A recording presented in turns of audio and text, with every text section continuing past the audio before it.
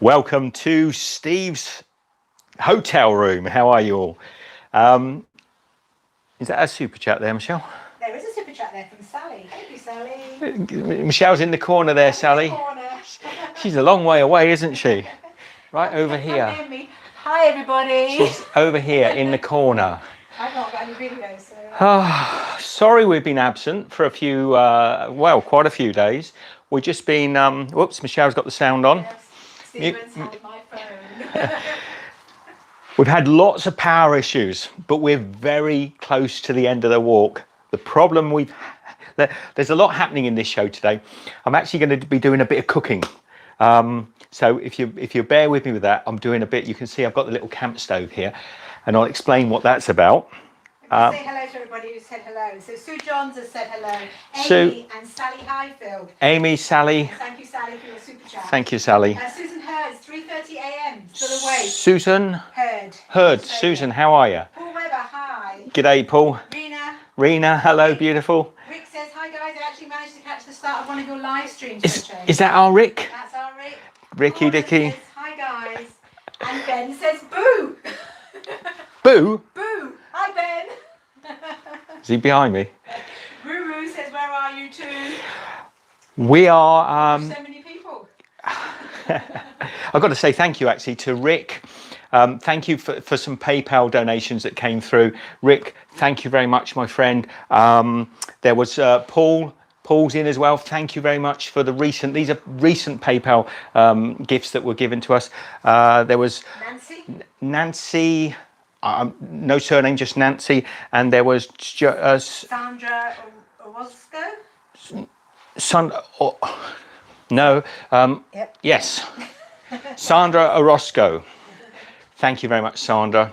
And also, there was a new Johannes Winkler on the Patreon. So thank you very much for joining us on Patreon. You four for your beautiful PayPal donations. If anybody wants to give us a PayPal donation, it is PayPal. Won't do this again. Look, PayPal.me. You can just go on your phone and do it. Basically, just type it in. PayPal.me/thankssteve. 2 S's in the middle, and it brings up a little picture of me in a chef uniform. And it's all good. But thank you guys. Give that back to Michelle so she can monitor it. We're going to be cooking. We're going to be explaining what's been going on. Oh, talking of kindness, you're right back there, Michelle. You look a long way away. I'm very comfortable. Thank you very much. Talking of kindness, I put a post on Instagram. Hopefully, a lot of you are following us on Instagram. We were. I do tend to walk around a lot while I'm talking, don't I? Stand still, Stephen. We were driving about 4 or 5 days ago. Go on. 4 or 5 days ago, we weren't driving. We got out of a field. We'd been camped under an oak tree, if I remember rightly. We came out of the field. We're walking down the road. A black van pulled up alongside us, and the guy's chatting to us and asking what we're doing. Thank you very much, Rob. This was I'm saying thank you. He doesn't even know we do YouTube. He's never watched any of our videos. He was just waiting at a junction, and he said, "What are you up to?" And we said, "Oh, what we're doing. We're walking. Is there anything you need?" And I said, "Water, if you've got some. We're always short of water. Always short of water." And he said, "Oh, I'll sort that out." So he went ahead of us on the road. He went to a service station about a mile or so up the road, and he bought us coffee and breakfast and water. And he drove back and he said, "I've left some stuff. When you get to the next service station," he said, "I've left a nice coffee, cafe latte, and behind the counter when you get there." So thank you, Rob. I'm thanking a guy who doesn't even know we do YouTube. But that's just the kindness of strangers sometimes, He just he thought we were doing this big walk, and he just wanted to buy us sort of some breakfast. So that was really sweet of him. I never see this, but anyway, you know what I'm saying. Thank you to Rob. We've had trouble. You might notice in this great United Kingdom there's no blasted sun, and so my solar panel, which I normally carry with me, is not charging anything, so I'm running out of power. What we've decided to do is we've got 4 more days maximum, I would say, walking left to do before we get to the end. We're guessing where we are. So Anne she said, "Hello, I noticed the Premier Inn Standard Furniture. Standard Furniture. Sponsored this walk," says Sean. DJ Me said there's nothing Premier about Premier Inn. Yeah, they're nice, DJ Me. They've got a bath, and I tell you what, nice, clean, really quick to fill hot baths. They've not sponsored me. In fact, sometimes they annoy me. But when you've been walking day in and day out to just soak in a clean bath that's really nice, this is perfect. And normally in a hotel, it's the last thing I look for is a bath. I'm really not interested. Michelle and I generally, we are looking for showers.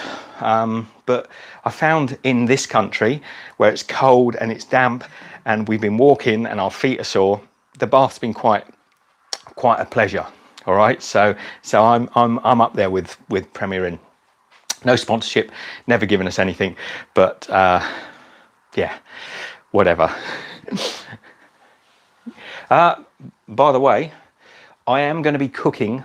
I went over to, there's a Marks and Spencer's just next to us, like a food hall, another non-committal, non-advertising. I've got myself some lovely salmon steaks. They weren't expensive, they're actually reduced. And I'm going to poach them because Michelle and I have almost had nothing but pies and pasties and hand food and bready sort of food for such a long time now. I've got some, I'm actually organic milk as well. Look at me, I'm so bloody clever. Organic, but it's actually a local Cornish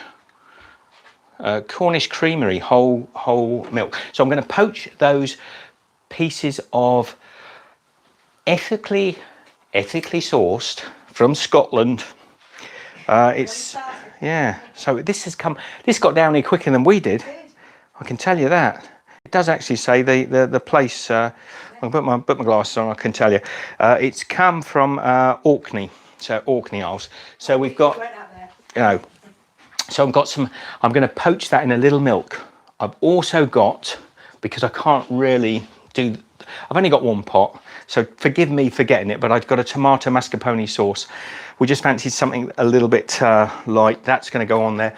I am quickly. I've got some beautiful asparagus. Look, asparagus tips. They're great this time of year. So I'm actually going to pop those in my little pot. It's like we're eating well tonight. So we're not having any starches. We're not having any bready stuff. We're just going to have this. So I'm going to pop already boiled. Thank you to the hotel for providing me with a kettle. Already boiled. Fill that up. Get the asparagus almost under. Turn on my little gas starter here. A little click. There she goes. You're not meant to be cooking in the room, Sue John. If you tell anybody.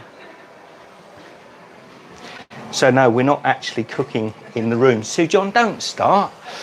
I've got the window open. I'll tell you what, Sue John, to be frank, all the restaurants are closed. Everything's closed because of this, what would you call it? Yeah, but it's not something more derogative, Michelle. Can I think of something more derogative than lockdown? Because of this sensible choice to shut everything down, we can't eat out. Even the normal restaurant that's connected to this hotel is shut. So we can't even have breakfast. So you've got to make food, right? Otherwise, we're just going to have more pies and pasties. So I've got these asparagus. I'm not salting the water.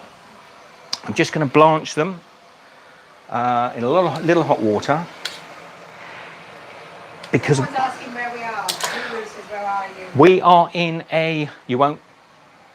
Keith says. Now, if I say where we are, somebody's going to ring the Premier in and tell them we're cooking. That's not. Someone says, Sean. are we near Red Roof? It won't go down, wait, don't do it. We are,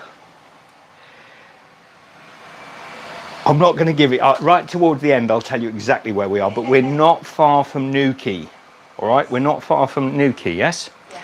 We are about, Gordon says, wow, 4 days left. we are about less than 100 kilometres, maybe about 85 kilometres. Michelle's been having she found a new little route today. Trying to get it shorter. We stopped here because we were tired and everything electronically was flat. So we stopped and we decided we would have one night, charge everything up and go.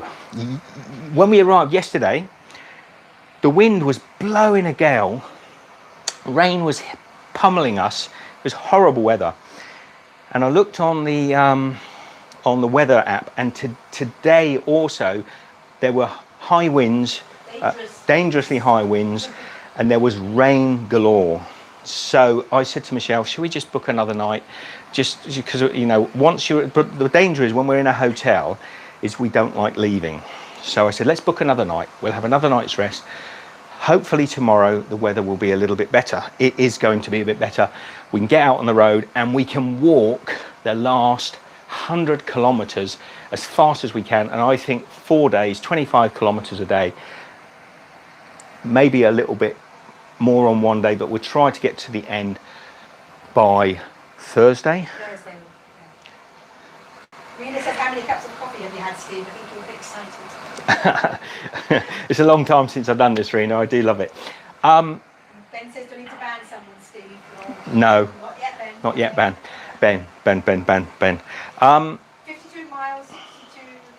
So Steve is 52 miles, 62 miles away. Yes. Whatever you say. Who said that? Sean? Ben? Sue says, I can feel the excitement brewing for the end.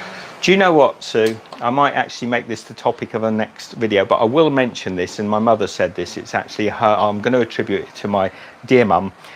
She said, this walk seems to be like having a baby. Now, a lot of you ladies out there may know what she means by this. Michelle certainly did immediately.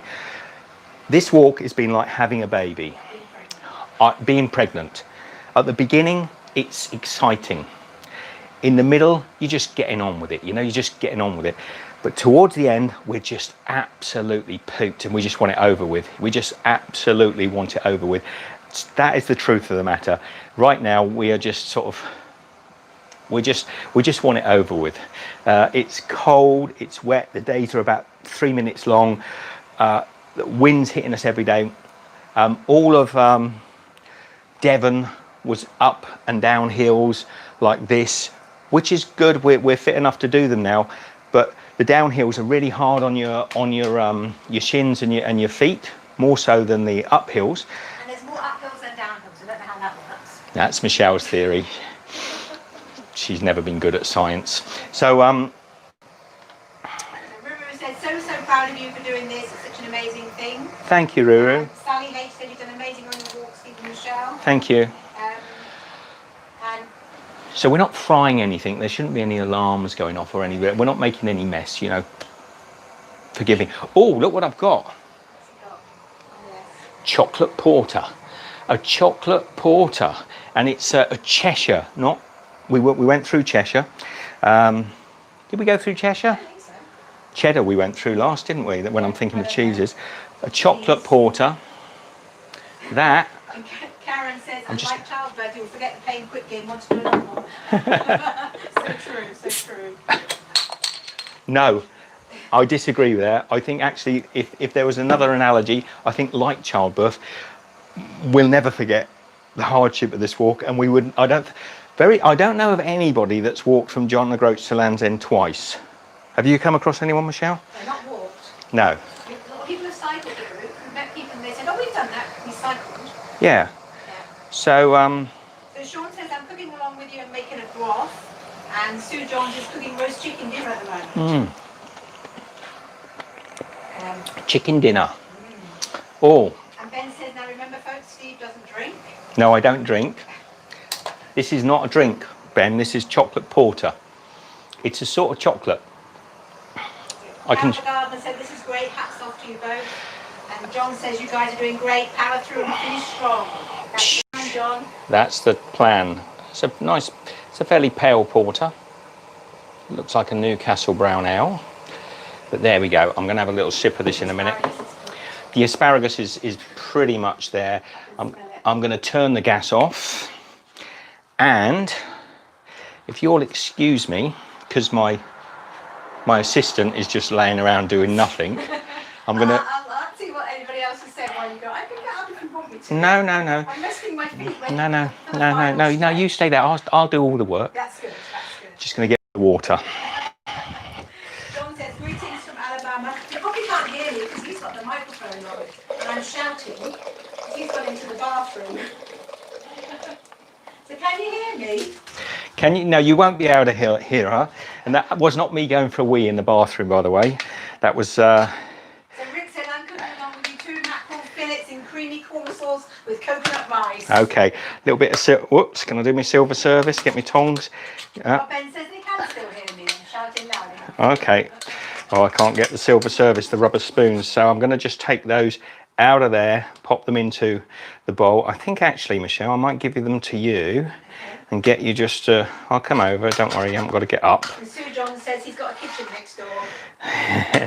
Who has? Ben says we can hear Steve going to the toilet while Michelle was asking whether we could hear her. I was not going to the toilet, Ben. I was getting rid of the water. That's right, Rena. I'm supervising, not assisting. She is supervising. My supervising mode. So I don't want these. I don't want these to overcook. So I'm going to actually And Sean says pop the lid on. Are probably thinking, what's that woman shouting about? But I'm not sealing it. We haven't got any neighbours, have we? We haven't got any neighbours. It's lockdown. We're one of about 2 people in the hotel. Cheers, me dear. Lovely bit of porter. Tell you if it's got any chocolatey on it. So Ruru says, what will you do when you arrive in Land's End? And Ben says, do it again. Oh, that's quite nice. After you, Ben. After you. That's quite nice. We are not walking back, that's for sure, and we're not carrying on because it's a bit wet. Yes, it will be a bit wet. We are going to head back up and meet our good friend Rick. Thank you, Rick. We've got a few things to do there. We're not going to walk all the way up. We haven't quite worked out how, because of lockdown, nobody's going to be coming to see us unless you're in this area. You want to come and see us at the end. I think we'll be going over the end post with a little whoopee and nothing.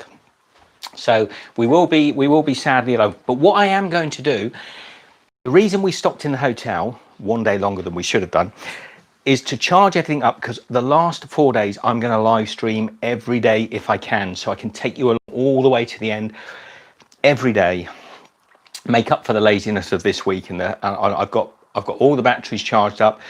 I've got another block charged up as well, so we should have enough. So I've got these Paul says cheers, Rena says cheers. I've got these fillets, but they're skin on. Do you want to see down here? No, probably not. If somebody says you do want to see down here, I will, but I'm just going to take the skin off of these. I want them, because we've only got our little baby bowls, as somebody once told us. Yeah.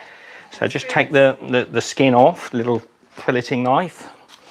And Sean said, wanted to come and see you, but the train tickets are too expensive, but do a live and I can crack open a box of Yorkshire tea with you. Oh, thank you. Sean, I know, train tickets are ridiculously expensive. I'm just going to bring that down here. Look, so I've got that beautiful piece of fish there, but I'm actually going to cube it because we've only got spoons. we're going to be eating this a little, so I'm just going to dice it up a little bit. So Cal the gardener says, fish and chips at Rick's. Ha ha. If you come back to Scotland, you need to go to another. The best fish and chips around. Okay, so I'm just bringing you back up. So I'm going to do all the fillets. Should I do all, Michelle? Yeah. Might as well. So another fillet. Just a bit cold. Yeah. This is Scottish salmon. I'm actually looking forward to this. I'm so fed up with pies. We are so fed up of pies. So I'm just going to fillet it. Take the skin off. Sorry, not fillet it. But Sue John said, I like my skin crispy. Better throw those skins away somewhere before the staff see them. We'll be long gone. Oh, we'll be long gone. Nobody's going to care, Sue. We're not going to leave. We don't leave any mess around. Skin off in one piece. Pop them away. Look at that lovely bit of fatty salmon.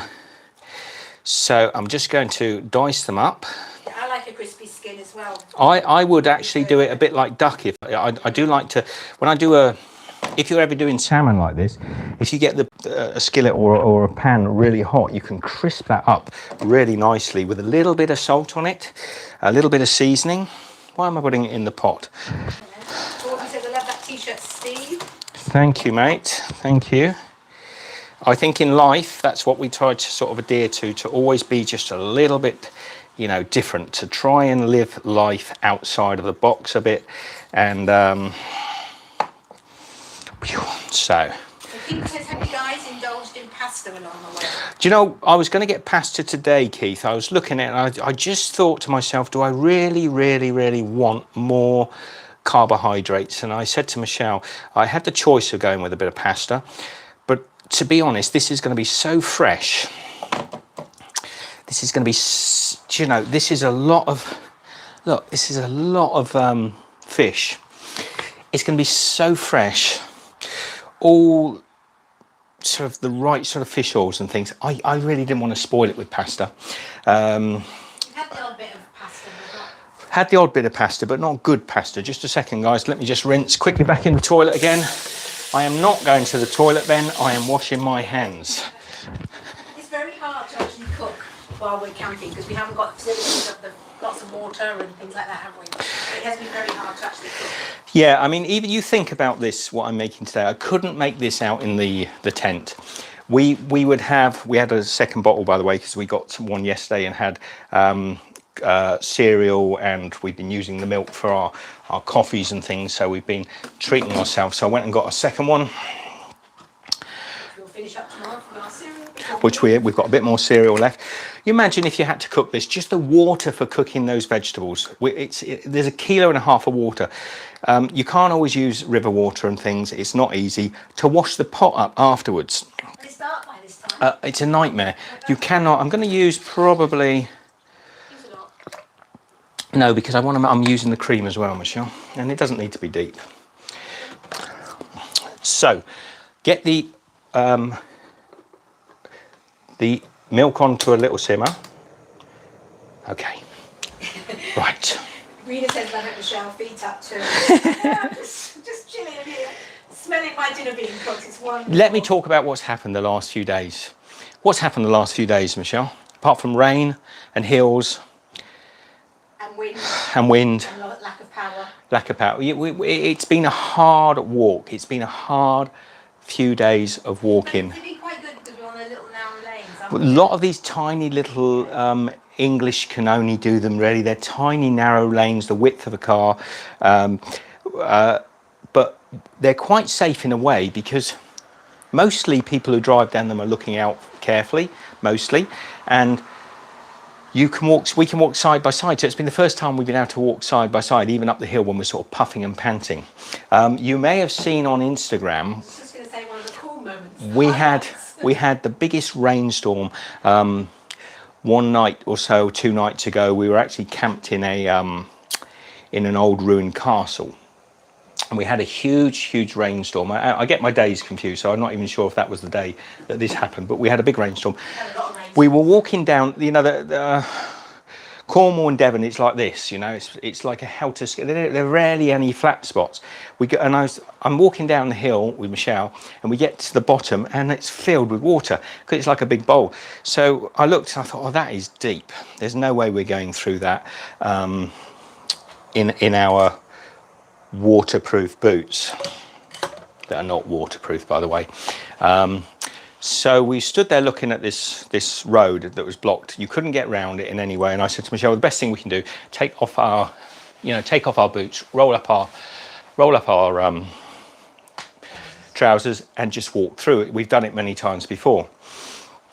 A van pulled up, and I sort of jokingly went like this to the guy, put the thumb out, say, you know, give us a lift. And he stopped, bless him, and he said, I can't give you a lift. I'm full of tools. And I said to him, can we just sit on the tailgate while you go through? And he said, well, I've got a ramp on the back. So Michelle and I ran around the back of the van. We jumped up onto the ramp. We're holding on to the back of the van like this. And he drove through the water. And it's like the water's spraying like this. And we go, wee, going through. There was a car behind us. He looked a bit grumpy, didn't he? Car behind us.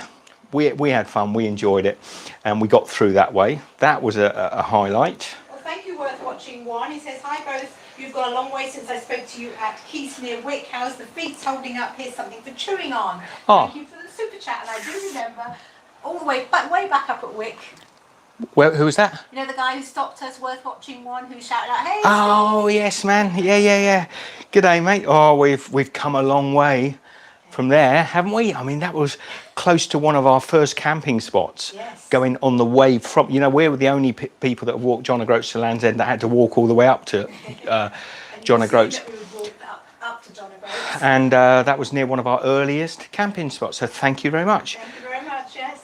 So Brenda says, Steve, Michelle, they sell salmon here from Faroe Islands, Scotland, for well over $100 here on a buy-at-home channel. That's All right. expensive.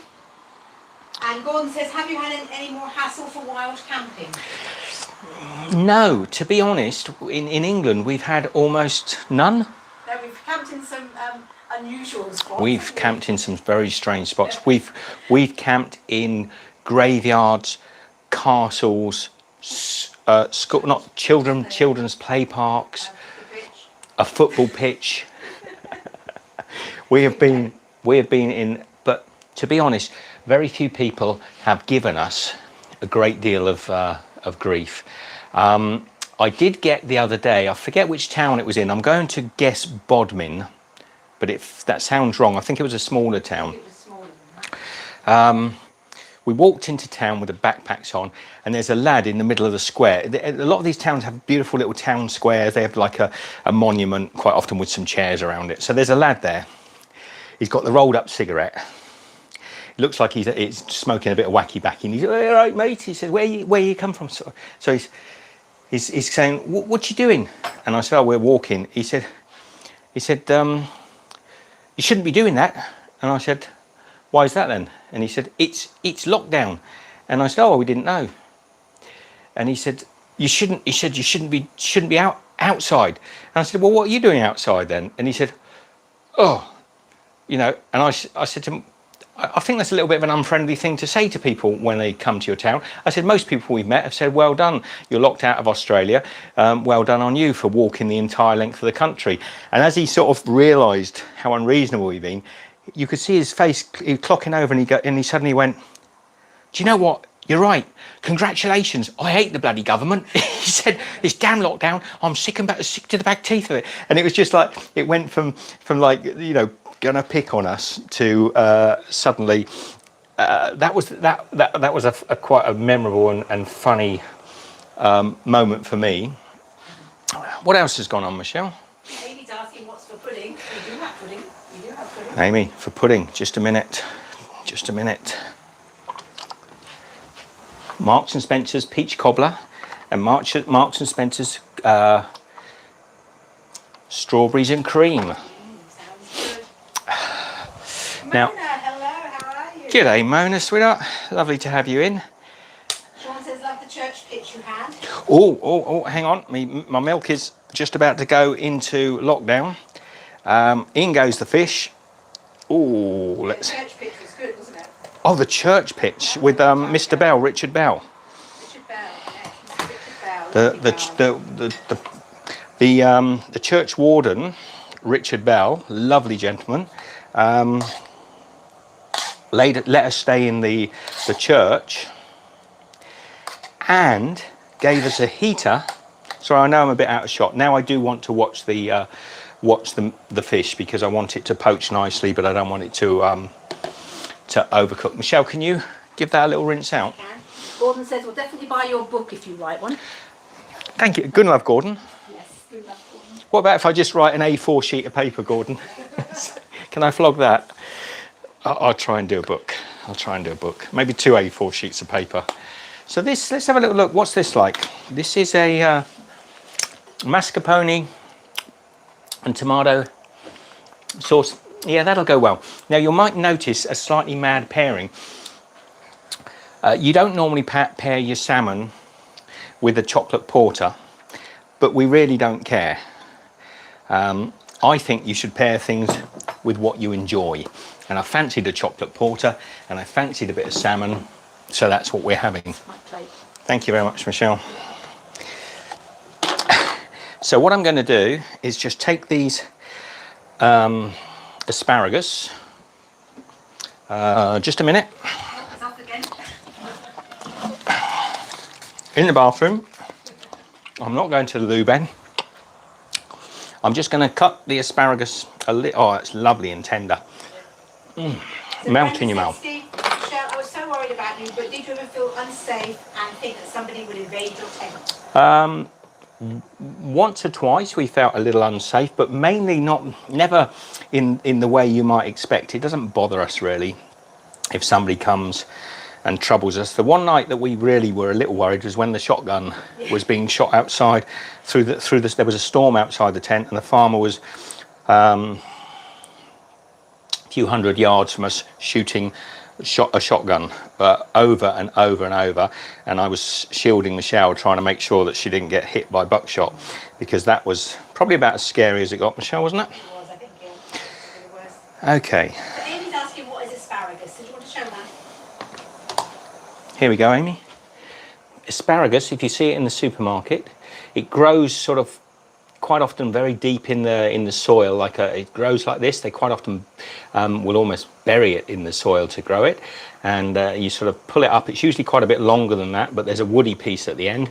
This is the most delicious. As Paul says to Ben, when Steve goes to the loo later, you'll be able to smell that he had asparagus. Thank you, Paul. Ruru said, enjoy your salmon while you can. It's lovely. While I can. Why is it? Well, no, I think while it's warm. Oh, yes. And Cheryl and Keith are saying, so Steve, when you get back to Land's End, where are you headed and how will you get there? We're not entirely. You'll have to watch the episodes and watch as it Still working on it. Yeah, we're still working on it. So Sue John says, grows about an inch a day. That's the asparagus. Does it grow an inch a day, Sue John? That's interesting. And Sean says, what's the situation about getting back into Australia? Still can't get in. Well, we can get into Australia, but we can't get home at the moment. It's slowly opening up, but they are making it as awkward as possible. And there's strong possibility we may not be able to get back for Christmas. We kind of getting to the point where we're thinking that could be a scenario.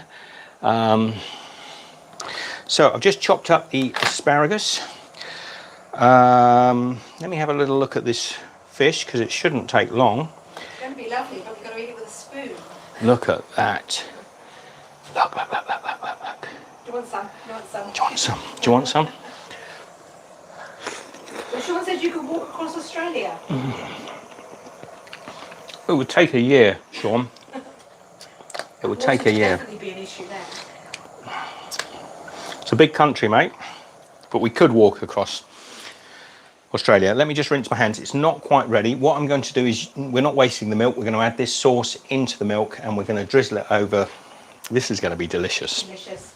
Just a minute. It looks delicious. And Brenda says, it tastes like soft green beans to me. So I'm looking forward to this. Fresh veggies. I haven't had veggies for ages. It does. It's one of my favourite vegetables. It mustn't be overcooked. And these have just got a little they're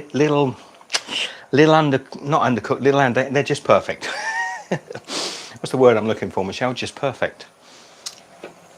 So, cheers everybody. Nina says, my scariest moments for you was the Devil's Cliff, wrong path, no path. And then when the police lady helped you. That was when Michelle lost it and really got into tears. Very unhappy time. The police, beautiful Sarah? I've got it written down. When we were rescued by the police lady, when that was probably the closest we've been to death on the journey. That was really a point where we could have, and I'm not joking, that was a point where we could have actually done ourselves some serious damage. But Gordon says, have you ever been in the outback? Oh yes, many times. We actually got a little playlist on our There's a little playlist, the complete Australia tour, all around Australia. And you can find that for me, Ben. You should. If Ben's listening, could you share that out? It's an Australian playlist. Yeah, we did it. Year before last, we went around Australia, and it was a really fascinating experience, going all the way through Alice Springs, going all the way across the Nullarbor. It's a big country, and it took us about 12 months to go around it, but we did a lot of stopping. Okay, this is ready, so I'm going to divide this up between. Looking forward to it. Yeah, this is beautiful. I'm sort of in two minds whether or not to use this sauce. I'll have a little taste of it to see if just have a look at that. Look at that asparagus, beautiful, melt in the mouth, Scottish salmon. Ooh, it's looking good. It is looking good. All off the skin. Hopefully there's no bits of bone in there. That'll put a few people off. Oh no, if there's bone in there, that'd be horrible. Well, it won't be that bad. We'll just be a little careful. Anyway, I always wanted to die on YouTube. So in goes the fish. This is going to be lovely, Michelle. We haven't had food like this in a long time. It's all. It's. They're saying is Wolf Creek a real place? Yeah, we drove past Wolf Creek. Yeah, we didn't go all the way down the road because it was a real off-road. It's a really rough, rubbish road, and it doesn't really go anywhere. But yeah, we camped not far from Wolf Creek. So yes, it is. But to go off-road in Australia, you really need a real off-road vehicle, don't you? You do. Okay, let me just try this sauce a little bit, see if I want to use it or not. I'm going to use a little bit of it. It's fine, but it often it's going to make my sauce too runny. So let me just get rid of some of this.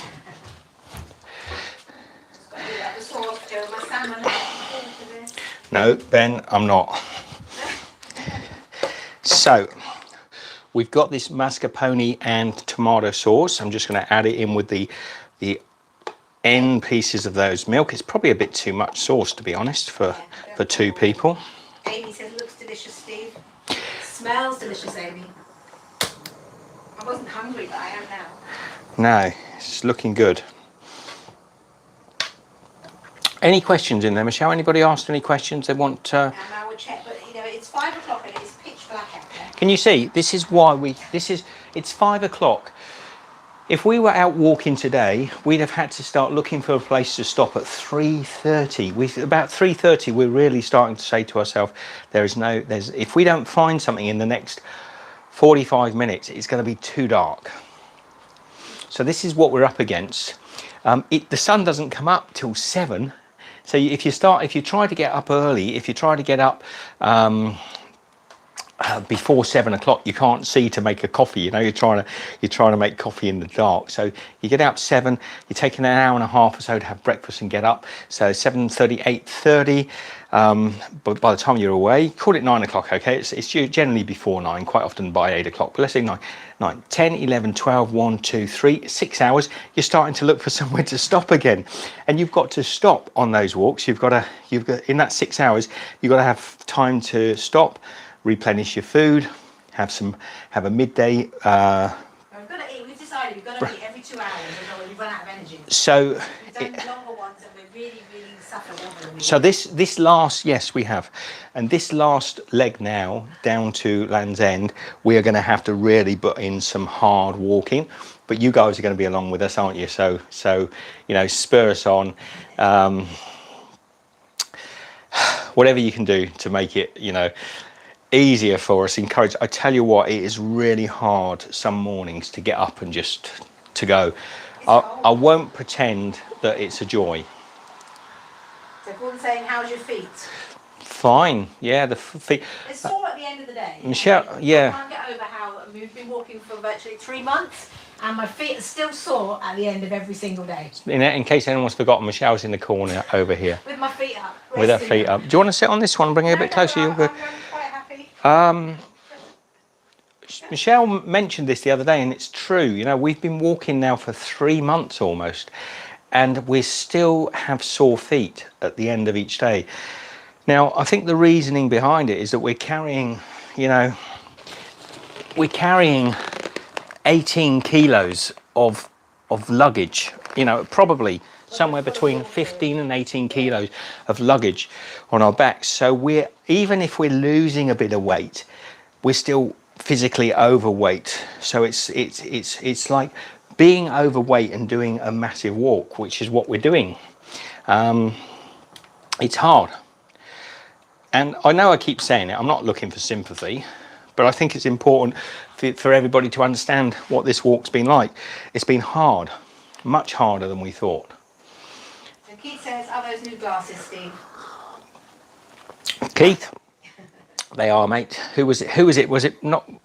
Who was it who told me off about my glasses? Wasn't Brenda, was it? No, it wasn't Brenda. New glasses, so I can see you all. Come a bit closer. I can't see you all. Come a little bit. That's it. Nah, I can see it. Perfect. 2020.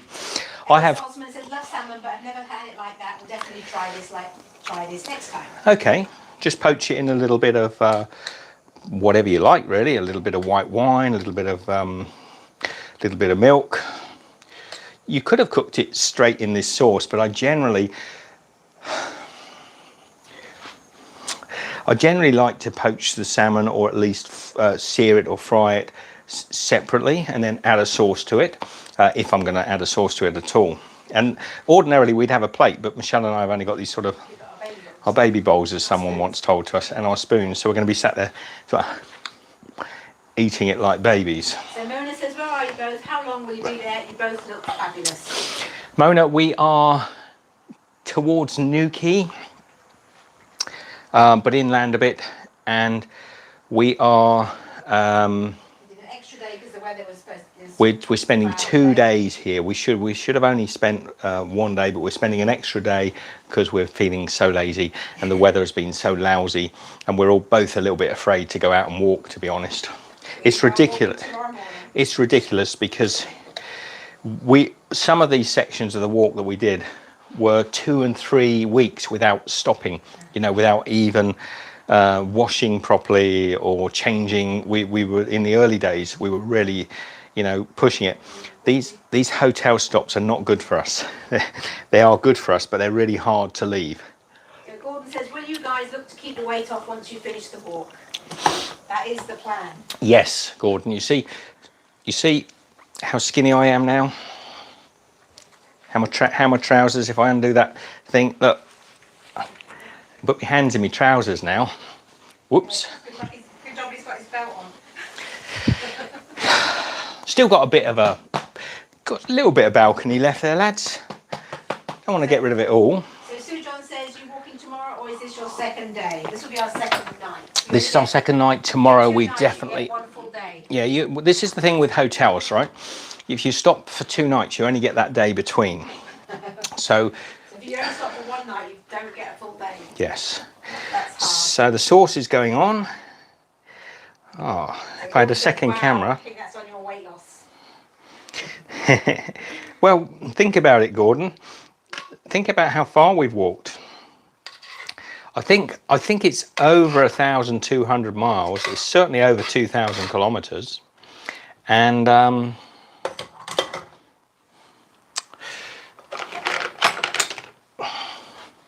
look at that. I'll lift it up. You can see. Look, it looks disgusting. It doesn't look that good.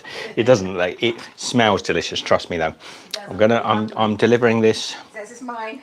There you go, sweetheart. Thank you very much. Oh wow, more sauce. There's a lot of sauce, but it's nice. So, why not? You trying it? Can't wait to have yours. Yum. No, that's good. That's perfect. That is going to be really satiating without being bread, without being a pasty, without being a pie, or all the other things. I think I might add a little black pepper. I know, would you believe, we travel. Sue John says, hope the hotel doesn't have smelly senses. Do you know, Sue, we don't care. I travel with my condiments. So I'm actually going to have some nice cracked black pepper on there. Would you believe we travel with this sort of stuff? I know, it's madness. And I do find, maybe it's because of the age we've got to and our tastes have changed, but I do find, you want any pepper? No? I do find that a lot of the food here nowadays, in the UK particularly, is really under-seasoned. And I know that they've had a push to take salt out of food, which is a good thing. I really do appreciate reducing salt in processed food. But in proper home cooking, you shouldn't really be reducing the salt down quite so much, because we do need we do need salt in our diet. And if you actually says condiments, lol. if you actually you know, break down what goes into some of these older baked beans and all the stuff you used to buy in the day, they put too much salt in it. But what they've done, the knee-jerk reaction is to almost remove all the salt, and I'm finding everything quite bland. Yeah, we're actually eating quite a lot of like salted peanuts, aren't we? I think our bodies are saying you need that. Our bodies are crying out for salt. That's delicious.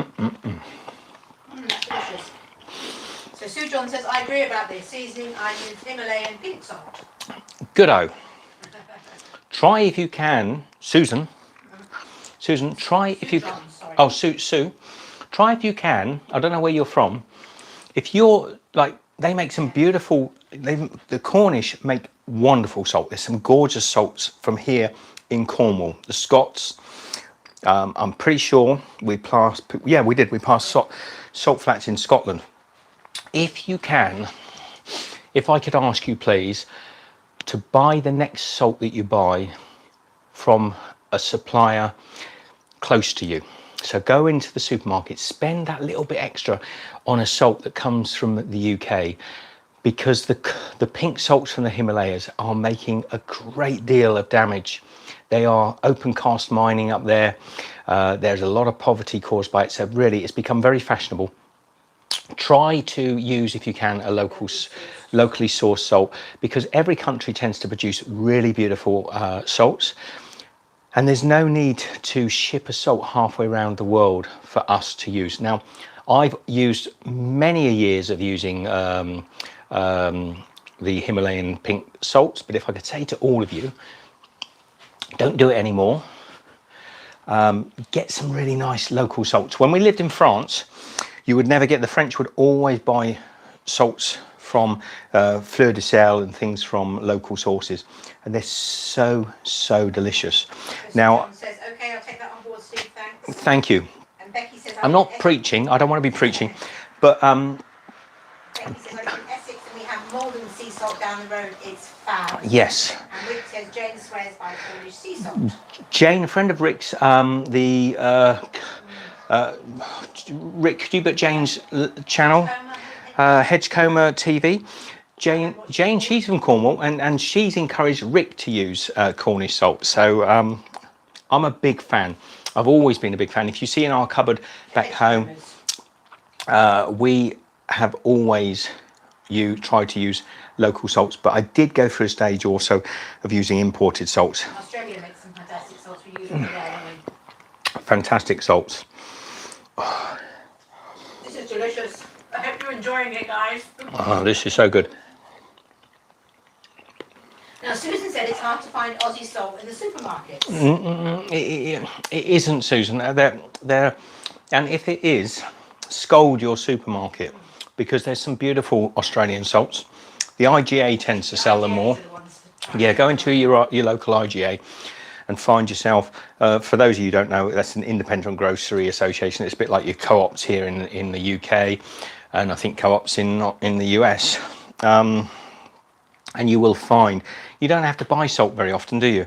I mean, if you buy a big tub of salt, it lasts such a long time. So Pete says, what's the best food you have had here in Blighty or plan to have?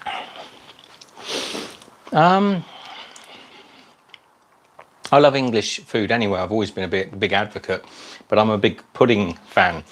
Or maybe just end that sentence there, a big pudding.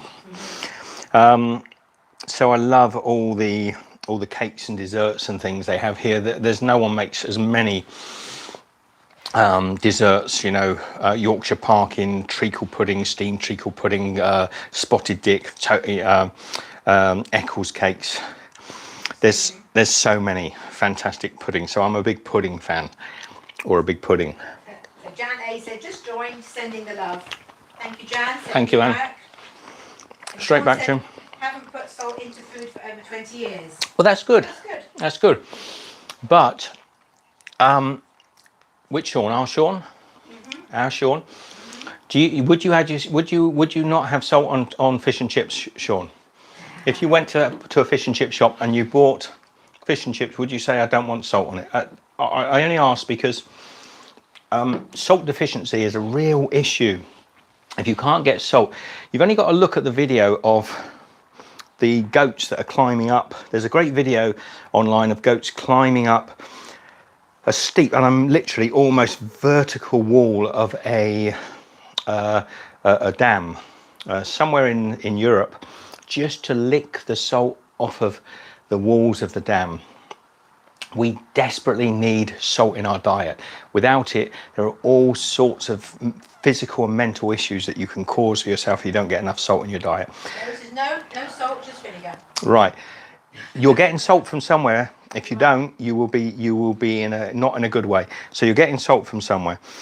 We need salt in our diet, and the problem is if you eat processed food, a lot of the old processed foods, for instance, this sauce possibly, they used to add a lot of salt in. When it got too salty, they'd add sugar in to compensate for the salt, so that they could add two poor ingredients to balance. So they oversalt it and then sweeten it to take back the salt. And what manufacturers are being told to do now is stop doing that, season it properly. What they've reacted doing is by reducing salt so greatly that for someone like myself, I tend to add a little bit of salt back into it. Sue John says, I eat the crystal, just a few each day. Take that salt. Yeah, it's essential. Salt deficiency, one of the minerals we do need in our diet is salt, so you do need it. Sean says, I've got salt now. Then do you lick it, Sean? So Gordon says, I love salt, but I've got high blood pressure, so have to cut it out. I would imagine cut it down rather than cut it out. Because the best way to get your salt levels right for food is to make your own food. You know how much salt's going into everything if you make your own food, and generally you can't over salt your food if you're making it yourself. So Rita says, I'm in the States, Hawaii makes a lovely red sea salt. There are some beautiful salts all over the world. I'm a big salt fan, I must admit. So Amy's asking, how do you cook asparagus? Probably the best way you did it.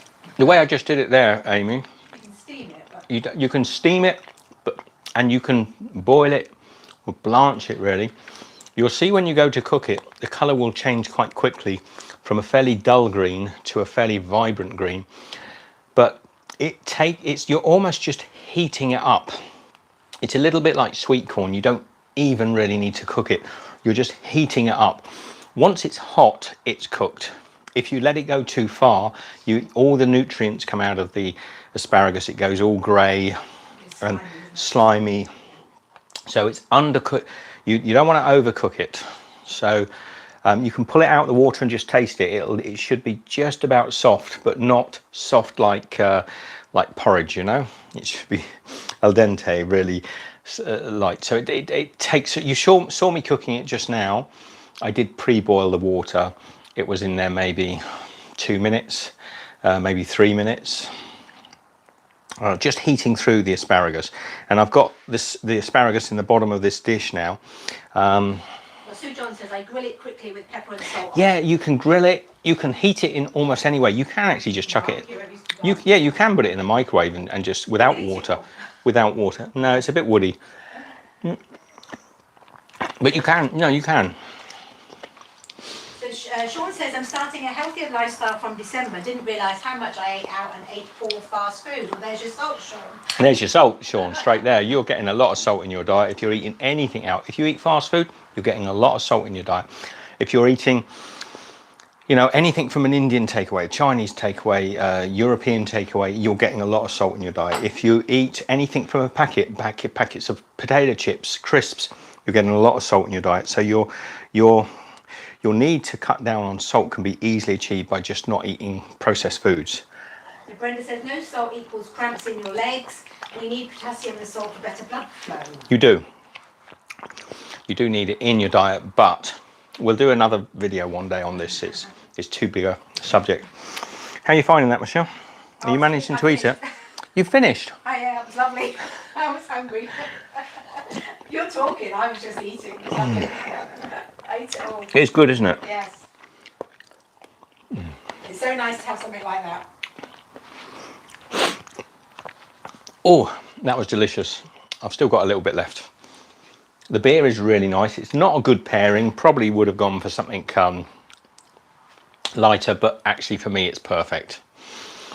Gordon said, what's your favourite meal you've made? That's a very, can you be a bit more concise with that, Gordon? Do you mean ever in my life, or since we set off, or on the show? And actually it would be really hard to answer, so possibly. I love so much food, you know. Sue John says, I will miss these vlogs when they are finished. Well, we'll still be around. We'll be doing something else. We'll be inviting you all on to join us, whatever you decide to do. So we've been travelling for over 5 years, nearly 5.5, 6 years we've been travelling. We've been through India, through China, through Mexico, through the USA, through Australia, through Southeast Asia, 5 months in Turkey. So we're always up to something. We'll find some other way of entertaining you, don't worry. So Cheryl says, well, Orlando and I are going to make your salmon and asparagus for our supper tonight. Thanks for the recipe. Oh, fantastic. It's delicious. It is lovely. And Sean says, I have around 5 stone to lose. Maybe I should do a long walk. There is a walk I could recommend, Sean. It's just down here over to Marks and Spencer's. The one we've just done, John O'Groats Land, can't recommend that one, mate. You'll lose the weight, 5 stone. You'll lose the weight, don't worry. Wait. Do it in the spring. Now, one of the things I think we could have possibly even got rid of this last little bit of weight here was if we didn't all completely enjoy ourselves on the walk down, have lots of chocolate, lots of potato chips, lots of junk food, but we have enjoyed eating all that stuff. So Keith says, Rachel and I feel it's almost bedtime, but it's only 5:30. Will you sleep and set off early tomorrow? No.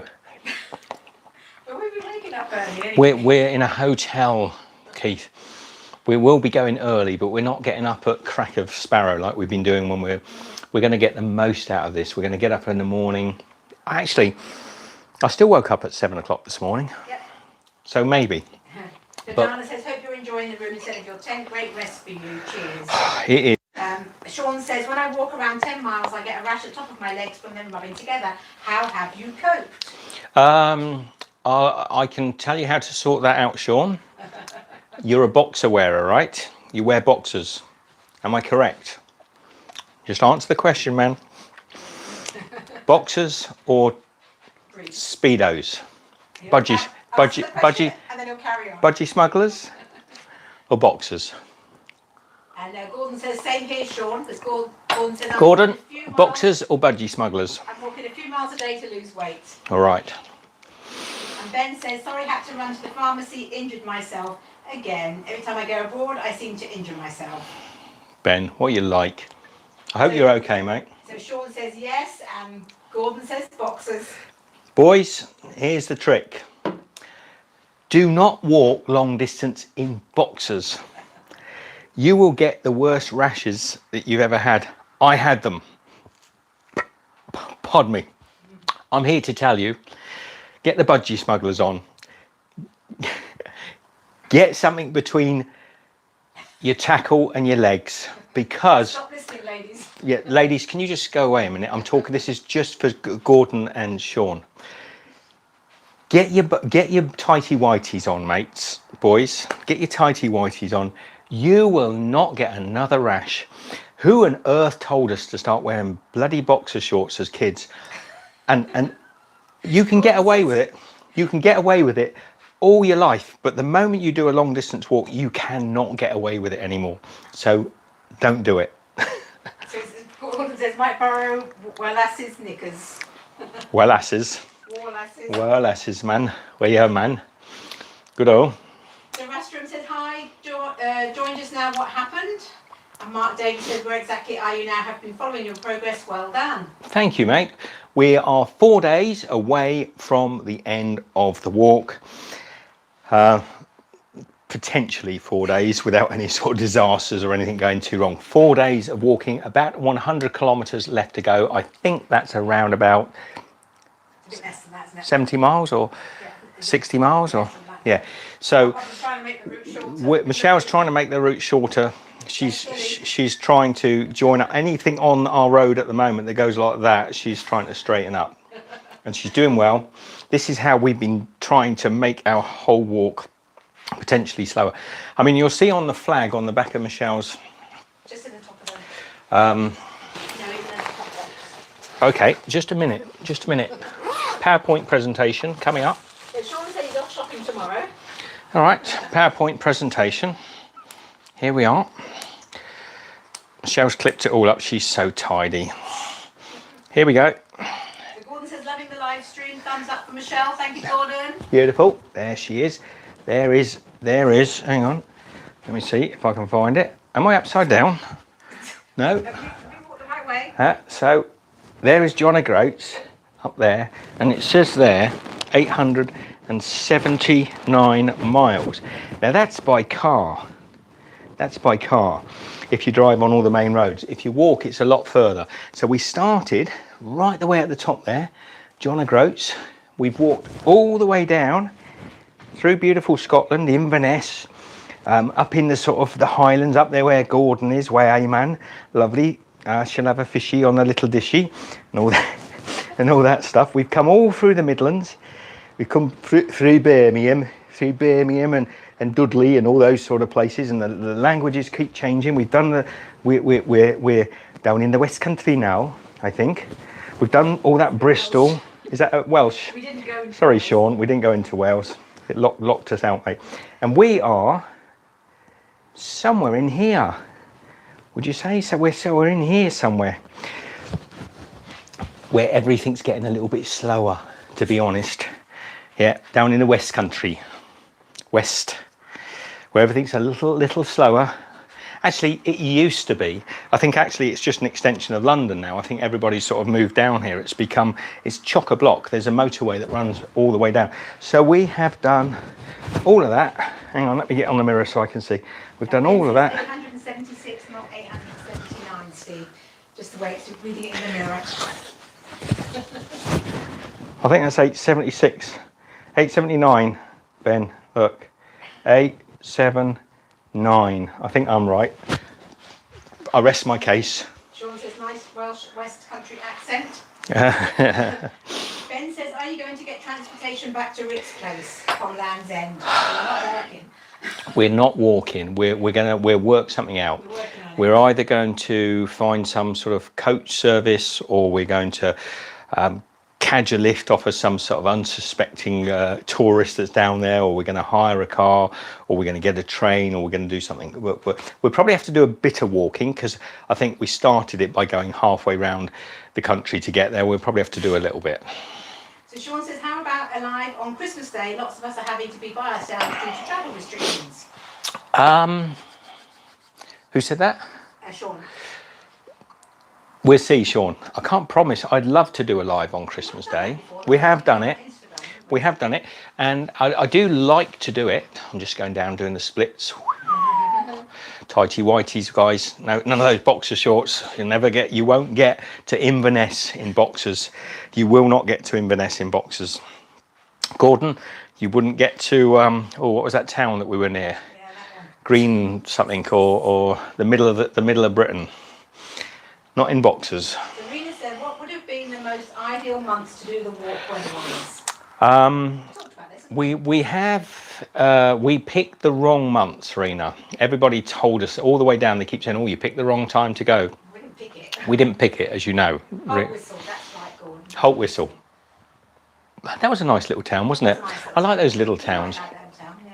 Holt Whistle had a lovely little hardware store in it. I think it was Holt Whistle had a hardware store saying middle of Britain hardware store, which is kind of cool, because actually it's not really the middle of Britain. It tricked me into thinking we were halfway there. Yeah. And then we had to get over. We went from Holt Whistle over to our friends at Chris and Pete, and then had to walk down a railway station. I remember that. It's going to be a great book and a great video if I can manage It's over 1,000+ clips of video that I've got to go through. It's going to be hard work. Where was I, Michelle? Ideal months. We reckon about May to start. So I would say you want to be walking in the mid to late springtime. So, well, two things. Do it at a different time of year to what we did and do it the other way. Yeah, start at the bottom and go up for sure, mainly because you'll have the sun behind you, you'll have prevailing winds with you, and everyone says it's downhill. There's no uphill or downhill. That's a joke. People saying uphill. I'd say you could still do it our way. Come from John O'Groats down and do the joggle rather than the le jog. But yeah, it's probably more sensible. But do it in the late spring, mid to late spring, April, May, probably May time, and then you'll get May, June, July. You'll get the warmer months, you'll get longer days. When we set off, the days were so long and so beautiful, apart from the fact we couldn't see them for the rain and wind, but they were long and beautiful. And you will have a much easier walk. And you won't get what we've had for the last, well, pretty much from the beginning, is freezing cold weather, grey dark skies, rain, wind, and just generally miserable weather. So that's what I would, if I did it again, I would have probably done it mid to late May. So Mary Cad said there's a John O'Groats restaurant in Los Angeles. Oh, right. Beautiful. I wonder what they said. I'm trying to think who came up with that, because John O'Groats has got nothing. It's not, I don't think it's famous for anything food-wise. It's certainly probably only got an inhabitants of about 12 people. It's not, I don't know, unless it's a fish place, then it would probably be quite. I don't think John O'Groats itself is the original John O'Groats. Now it's a very touristy sort of spot. I think the original John O'Groats would have been a tiny little village. So, yeah. Or maybe there's a guy called John O'Groats and he opened a restaurant there. So Gordon said, did you pass the Cheviot Hills on your way down to Northumberland? We didn't pass the Cheviot Hills. 115 metres high and has views to die for. We know. We almost died getting those views, Gordon. Nobody passed the Cheviots. We went over the Cheviots. Views. You are so right, Gordon. Views to die with. We nearly did. Yeah, and the weather turned bad. We got to the top of the Cheviots. Oh, yeah. The weather went bad. We almost killed ourselves. But yes, views to die for. Cheviot. Cheviots. I just called them bloody mountains. We've got to go over those bloody mountains, Michelle. We've been over many a mountain range across the UK. We haven't particularly, like my good friend Matthew, who did the walk, the young lad that did the walk, he particularly aimed to go over the highest points. Michelle and I aimed to get through the lowest points. But yes, the Cheviots. Sue John says thumbs up for Michelle. Thank you. Thumbs up for Michelle. And Sean says, will you be spending the night in a hotel on the down day for you Steve. finish? I don't know, Sean. We don't plan these things. We want, if we can get far enough down the country and we can stop the night before, so we've only got a short walk. That won't be in a hotel. Then we can live stream the arrival at Land's End if they've got internet. I mean, it's a long way from anywhere, so it might not have internet, but the idea is to live stream the arrival to Land's End. But I do remember I've got to actually film this stuff as well. If I'm going to make any sort of documentary or sort of the Great Walk, I've got to try and film it. So I'm not sure how Michelle and I are going to feel at the end of this, whether we're going to feel elated. It's a bit difficult, isn't it? Because the natural, what's the word I'm looking for, emotions that you would have doing a walk like this can be slightly twisted by the fact that we're doing it publicly. You know what I mean? So I don't want to end up not having the right emotions because I have got a chair here. I don't want to have not the right emotions, nor to ham it up too much. There we go. Sit down, Stephen. So Gordon says you should feel proud of yourselves for what you're doing. What are you doing don't we? We do feel that we've achieved something. We do. And we're hoping that the weather's going to be kind to us, particularly the last day. What's that? What are you doing? That's Michelle just there, look. In the background. She is actually that small. She's been in my backpack the whole time down. She's that tiny. He's not really been. That's my bag is not actually full. It's just got Michelle in it. So Rastrom said motion will be done it. Now time to go to Oz. Yeah, it's a bigger emotion, I suspect, than that, and probably we're going to feel a little bit mixed. You know, I think Michelle more than I will be just glad. No, I think we're both glad to have it finished, and know that the next day we haven't got to walk in the cold and the wet and the rain. But at the same time, it's cold and wet and rainy. Yeah, it's very cold when we get up in the morning. We could walk if the weather was pleasant. We could walk for another 3, 4, 5 hours, and it would be freezing at night. Yeah. So stop moaning, Michelle. I know. A tent's dry though.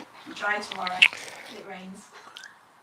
If anybody wants, and I know I said on my Instagram just the other day. Sean says next time Michelle says I've got an idea, I'll just leave the room, Steve. Yeah, I know. She's only little, Sean. I did say on my Instagram the other day, and I'm actually a little bit loath to keep plugging this, but at the same time, because somebody in my family sort of made a comment that it was not appropriate. But if anybody, you know, we walk this great walk for ourselves, but we make these videos for you guys. If you want to support us at all, you can do. It would be great if you just want to, you know, chuck a coffee, buy breakfast, anything like that. PayPal.me/thanks Steve. If anyone out there like Rob just wants to say thanks guys, it's great. It's not important. 100% it's not important, but I think sometimes I've said about it and people think, that sounds really complicated. It's not that complicated. You don't even need a PayPal account. It's really easy. Thank you very much for your continued support, and thank you to the Patreons as well. Just wanted to put that out there again. It's been great having everybody along for this walk, and I know this next 4 days, 5 at most, are going to be 4. Yeah, there it is. You're here. 4, 5. Not don't you start throwing words like 5 at me. Don't you add any more? She'd kill me, you know, if I don't get it finished in 4 days, because I've promised we can. Ben, did you ask that question? Are you getting transportation back to Rick's place? Did you ask it again? Was that Ben that asked? Rubbish. I missed your answer about transportation because I wasn't watching completely live. Okay, Ben. The answer is yes. We're getting transportation, but if you don't know, we're not walking. And now the sound isn't working. We will not be walking back. But the actual finer details are not yet entirely sorted out. If anybody's down this way and wants to come and say hello to us at the end, we will be there probably Thursday. Michelle's decided we're there Thursday. We will be there Thursday, hopefully before sort of 12, 1 o'clock. We'll be there. But you will see on the live streams and the Instagram posts just how close we are to it. Say hello to us and drive us to Rick's, lol. Shh, Ben. Come down, say hello, and give us a lift up to Rick's place. Sean says, I'm very much looking forward to watching the movie. Well, I'm really not looking forward to editing it, Sean. You'll be fine once you get into it. It will be next year, because I need to get the Christmas thing out of the way, and then I need to sit down really hard and just edit, which is my least. I love doing editing, but this is a big project, and I'm terribly lazy and a bit of a procrastinator. Edit as you're going along. Yeah, I like to do stuff that's been done this week. Rick, you know this if you're there still, Rick. It's good to get the editing done quickly. If it sits in your bottom drawer too long, it becomes harder to do. And I had a look at my drive with my files on, and actually not including the stuff I've already backed up, there's 1,000 clips. There's probably another 500 it's going to be a mammoth job to edit. Ben says, are you planning to edit the clips into a single video? Might be good if you can manage it though. It would be too big, Ben. It would be hours. It would be like an epic thing. I might try to condense something into a smaller thing, or put it into episodes or regions or things. I don't know. Rick says, yes, I agree. And Sean says, I'm here to help if you need it, even just to talk through the storyline. Thank you, Sean. Yes, you mentioned that before, mate, and I appreciate it. And Eric says, Thursday, maybe Friday on the outside, Saturday. No. No, we'll be there Thursday. Even if we've got to buy ourselves some roller skates and sort of get down there at speed. Find someone else to surf along the back of their car. Yeah. Susan says, no doubt you'll be happy to be finished, but probably a bit flat, also sort of an anti-climax. That's a bit what we're thinking, isn't it? We are. It's just like having children. And Gordon says, that's a terrible. It would be good to watch.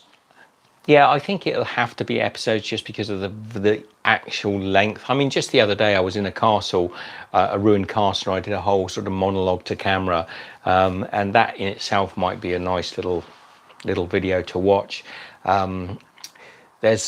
Because Ben said it might be better if you just condense it into a single 1 hour video. Steve, multiple videos might be a bit difficult for people to follow given it's a 3-month walking. Well, it's a series, isn't it? It would be a series, Ben. I don't know, mate. I just, I've never done anything like this in my life. I've never made so much video and put it into one volume like this. You imagine 3 months of your life with clips upon clips upon clips. Some sections are missing, like right at the very early stages. I really wasn't.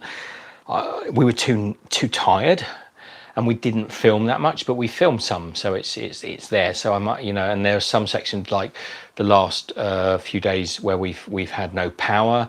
So I might have to go through some of the Instagram clips and make those into some sort of like montage of information.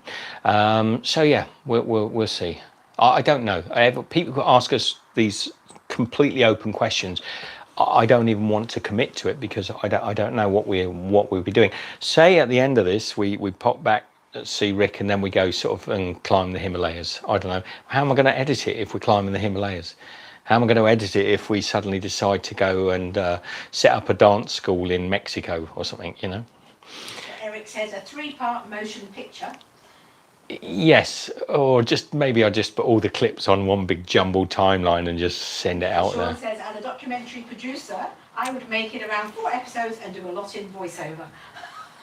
I think that could well happen, and I want to get some of the beauty of the United Kingdom, some of the fantastic things we've seen that are that we haven't been able to maybe film conclusively. So, for instance, when we were walking down the John O'Groats Trail, some of the coastal areas that we walked along were beautiful, and I had the drone back then, but there was no way we could put the drone up and keep everything charged at the same time. So sometimes I might have to rely on B-roll and other clips to sort of, flesh out some of the, when we're walking along those cliffs, I might want to try and get some B-roll that I didn't have. So there's all sorts of logistical problems we've got to look at. So Rita said, I'd hate to miss the finale. Please, if possible, post an ETA on Wednesday. I'd like to mark out time to join in the celebration. Thursday. We should know by the end of Wednesday how much we've got to do. Yes. When we're going to be there, so we can do that maybe. We will try to, Rena. Now, the only thing is for people in the US, it may be quite early. The actual arriving could be quite early. Because if we're arriving sort of midday or even about that, I think it's really early in the morning for a lot of you in the US. So I'll try and keep you informed, but it would be nice if you can join us, but please don't worry if you have to watch it later. Okay, so Ben said, yes, please, I'd like to join as well. Darn, I'll still be asleep. Well, you can get up, set your alarm, and then you can go back to bed. Look what I've done for you, Ben. Look at all the walking and the getting up at the crack of dawn I've done for you to entertain you. Get yourself out of bed from your beautiful beach villa in... Am I allowed to say where you are? Sue John says, just think when you get back to Oz and you will soon, it will be summer, you lucky people. We've got that to look forward to. It could be. It might be winter, but yes, I would like to think so. So Ben says, yeah, sure, set my alarm for 4 a.m. Good idea, Michelle. I know I'm full of them, Ben. 4 a.m. is nothing. Nothing. Anne says it will be just right timing for me. Beautiful. And Eric says, make sure you make a bloopers reel. Could be a very long one. That could be the whole thing. We don't even know what the sound is going to be like, how well the pictures are going to come. I've tried different cameras en route. It'll be interesting. And Sally says, yes, me and Amy want to join in too. So we'll try it on Wednesday at some point, say roughly when we might be going to go live on Thursday. We will. As long as we've got internet. We will. By the way, anyone that can't realise that's Michelle just in the corner there, she's very little. She's only tiny. Have we got pudding? We have pudding. Shall I wash my spoon? No, we've got some little teaspoons here. Oh, I'm just gonna So wash- what did you want? washing up. Did you want the peach cobbler? Yes, please. I'm washing up. Oh, are you washing up? You're going to go with your big I'll spoon? go with my big spoon. All right then, Michelle's gone for the peach cobbler. I'm going to go with the strawberries and cream. So Ben says it's not all paradise, Steve. I got soaked when we went to the pharmacist. Good. It's sunny again now, though. Sunny. Typical tropics. Rena says thank you. It's just nice to finish off with our healthy dinner today. Yeah. Healthy dinner and dessert. A little strawberries and cream.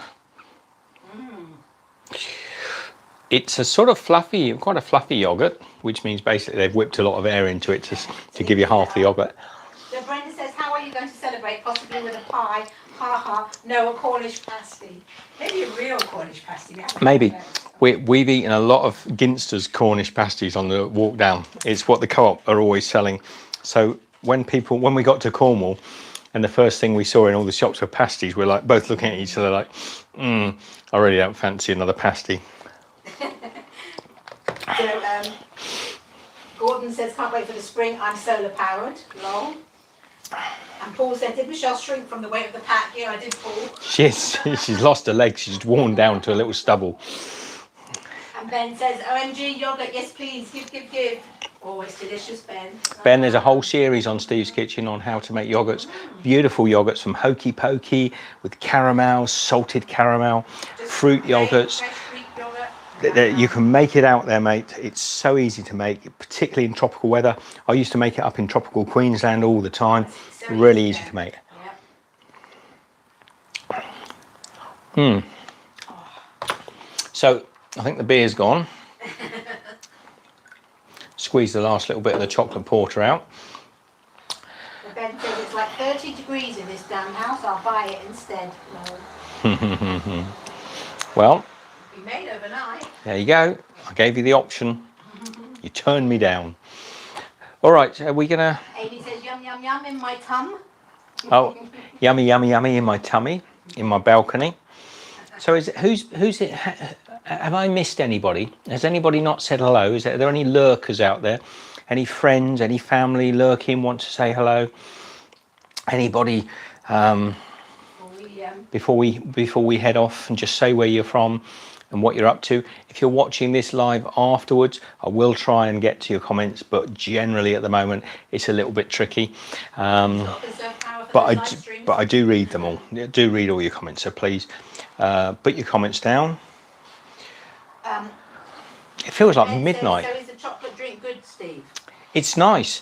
It's let me just explain it to you. It's not a good porter. I would say actually as a porter it's a bit thin, but the overall flavour is a bit chocolatey, malty. It's not the best beer, but it's not bad. It's a Cheshire chocolate porter.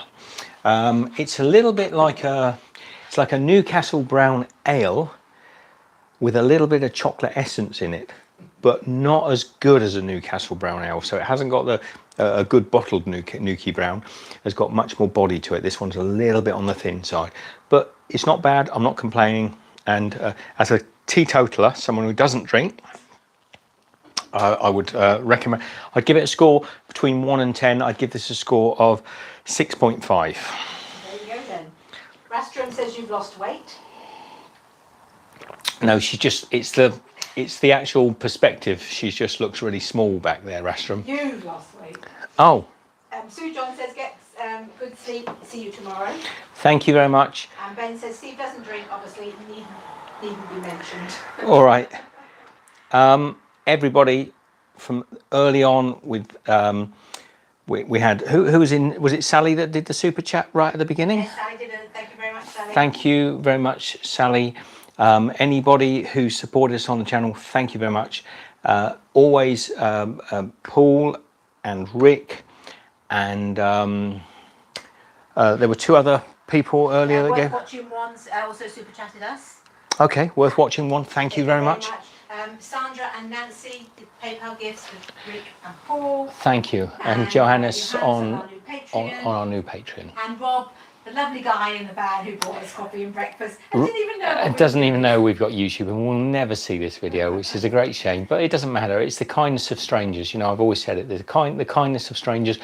Paul, Mrs. Webber, the day or so before, or a day or so after that, we actually were going through a very small village.